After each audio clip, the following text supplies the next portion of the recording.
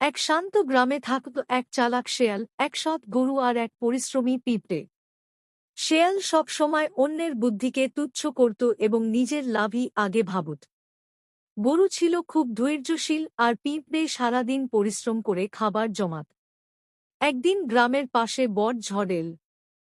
গাছ ভেঙে পড়ল, খাবার পাওয়া কঠিন হয়ে গেল।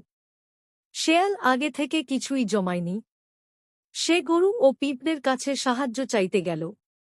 পিঁপড়ে বলল, আমি পরিশ্রম করে যা জমিয়েছি তা একা খাওয়ার জন্য নয়। গরু বলল, সহযোগিতাই আমাদের বাঁচাবে। তারা শেয়ালকে সাহায্য করল।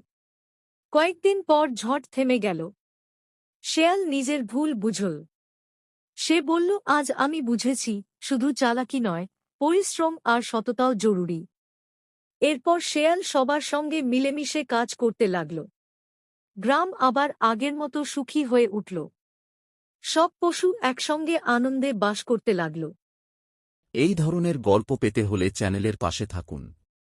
দয়া করে লাইক এবং সাবস্ক্রাইব করুন।